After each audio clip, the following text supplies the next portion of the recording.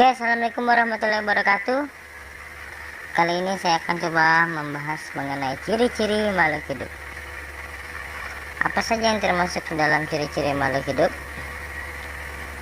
Yang pertama ada bernapas. Kalau bernapas berarti hidup. Kalau tidak bernapas ya berarti mati gitu. Kemudian ada makan. Selain itu ada tumbuh dan berkembang biak, mengeluarkan zat sisa, bergerak, dan peka terhadap rangsang. Kita akan bahas satu-satu, mulai dari bernapas. Apa yang dimaksud dengan bernapas? Bernapas sendiri adalah proses menghirup oksigen dan mengeluarkan karbon dioksida. Untuk apa? Oksigen digunakan untuk proses oksidasi atau proses pembakaran, di mana pada proses ini makanan yang kita makan seperti nasi dan sebagainya itu dirubah menjadi energi dan karbon dioksida. Energinya diambil oleh tubuh kita dan karbon dioksida dilepas ke udara. Dengan demikian, proses fotosintesis secara sederhana bernapas secara sederhana yaitu proses menghirup oksigen dan mengeluarkan karbon dioksida. Next, berdasarkan alat pernapasannya kita lihat paru-paru. Paru-paru meliputi hampir seluruh makhluk hidup yang ada di darat. Dalam hal ini yaitu hewan. Kalau tumbuhan tentu saja bukan paru-paru. Jadi saya ulang kembali, jadi paru-paru hampir seluruh makhluk hidup atau hewan khususnya yang hidup di darat itu bernapas dengan paru-paru. Ya, tadi meliputi mamalia, reptil, aves, gitu ya, amfibi, dari katak dan sebagainya.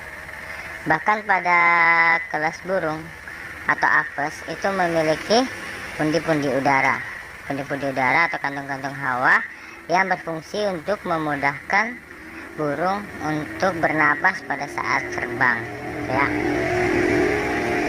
Kemudian alat pernapasan lain yaitu insang.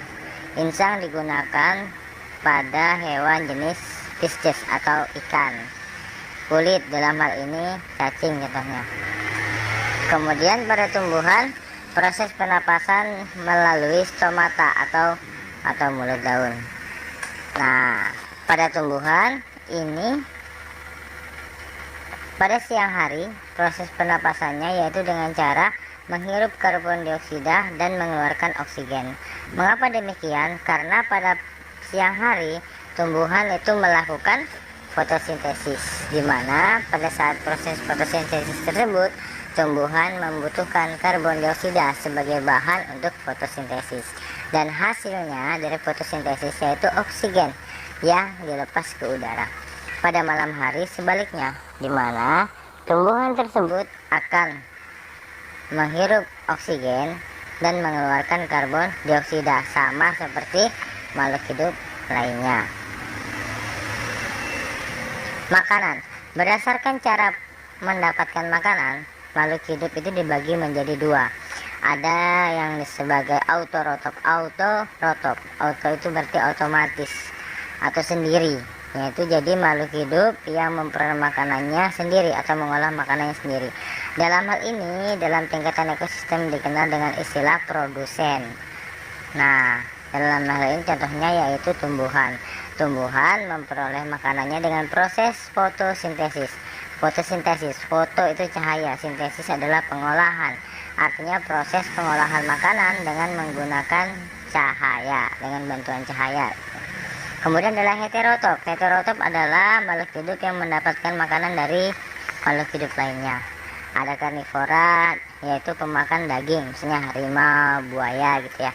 Ada herbivora, untuk memakan tumbuhan, misalnya kambing, sapi, kuda, dan lain-lain. Ada juga omnivora, pemakan segala, misalnya manusia. Memakan segala di sini maksudnya dia makan daging dan juga makan tumbuhan.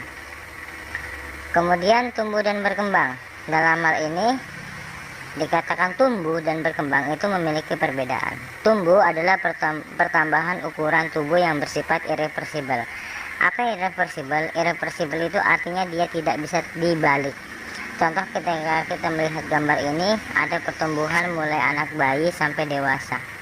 Tentu ketika dia sudah dewasa berukuran besar seperti ini tidak mungkin mengecil lagi seperti bayi. Itu artinya irreversible. Kalau pada tumbuhan ya pertambahan tinggi batang, lebar batang, jumlah daun, buah dan lain sebagainya. Sementara kalau perkembangan adalah proses menuju kedewasaan dan bersifat kualitatif, artinya tidak bisa dihitung dengan angka, karena ada yang sudah tua tapi mungkin kelakuannya seperti anak-anak gitu, seperti remaja gitu. Ada juga yang mungkin umurnya dikatakan lebih muda tapi pemikirannya sudah dewasa. Jadi perkembangan ini tidak bisa dihitung, tidak bisa dikira-kira ya. Jadi secara singkatnya, perkembangan adalah proses menuju kedewasaan tanpa dipengaruhi oleh ukuran tubuh, tinggi badan, umur seseorang. Kemudian ciri selanjutnya yaitu berkembang biak. Berkembang biak adalah proses pembentukan induk baru yang sama dengan induknya. Berkembang biak di sini fungsinya untuk mempertahankan jenisnya agar jenisnya tidak langka atau punah.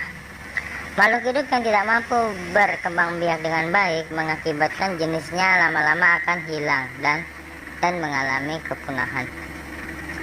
Selanjutnya yaitu peka terhadap rangsang. Setiap makhluk hidup pasti akan mengalami peka atau merasakan perubahan yang terjadi pada sekelilingnya, baik itu hewan maupun tumbuhan maupun manusia itu sendiri. Misalnya rangsangan sendiri bisa berupa panas, bisa berupa sentuhan, dingin, cahaya, bau dan lain sebagainya. Sementara pada hewan, misalnya ketika hewan itu takut atau lari ketika dipukul atau melihat sesuatu seperti ini gambar ini. Kalau pada tumbuhan bisa rangsangan seperti putri malu yang disentuh dan menutup. Bisa jadi juga rangsangan terhadap cahaya, rangsangan terhadap air dan lain sebagainya. Jadi pada dasarnya makhluk hidup itu peka terhadap rangsang.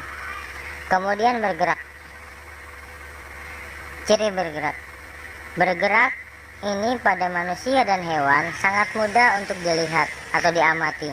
Mengapa? Karena pada hewan dan manusia ini pergerakannya berlangsung secara nyata, artinya ada perpindahan.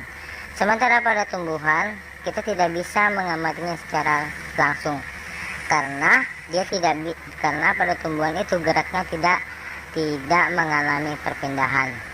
Kalau pada manusia atau hewan jelas dia berpindah dari satu tempat ke tempat lain, maka dia bisa bergerak. Sedangkan pada tumbuhan tidak mengalami perpindahan. Gitu. Ya, kalau pada tumbuhan mungkin geraknya seperti pertumbuhan-tumbuhan ke arah sinar matahari seperti ini, atau pertumbuhan ke arah atas, atau mungkin tumbuhan yang membeli tumbuhan lain. Nah, seperti itu. Gerak pecahnya buah polong, menutup dan membukanya stomata gitu. Jadi amat susah untuk diamati secara tidak langsung gitu ya. Kemudian mengeluarkan zat sisa. Mengeluarkan zat sisa. Jadi hampir dipastikan, bukan hampir gitu ya. Jadi seluruh makhluk hidup itu mengeluarkan zat sisa. Dari mana? Dari sisa metabolisme tubuh. Baik itu hewan, tumbuhan maupun manusia juga mengeluarkan zat sisa. Kalau manusia bisa berupa cairan, bisa berupa padatan. Kalau cairan bisa urin dan keringat. Dan kalau padat misalnya seperti feses seperti itu. Nah, itu diperoleh dari hasil metabolisme atau hasil oksidasi tadi. Nah, kemudian pada hewan juga sama. Ya, ada yang berupa padat, berupa feses, ada juga yang berupa cair, misalnya urin seperti itu. Begitu juga pada tumbuhan juga mengeluarkan zat sisa, misalnya seperti oksigen. Oksigen itu kan adalah hasil dari fotosintesis. Fotosintesis itu dilepas zat sisa fotosintesis begitu ya. Jadi seluruh makhluk hidup itu mengeluarkan zat sisa. Sekian materi tentang ciri-ciri makhluk hidup. Mohon maaf apabila dalam penyampaiannya terdapat kesalahan. Saya kira assalamualaikum warahmatullahi wabarakatuh. Jangan lupa di subscribe subscribe dan di like videonya.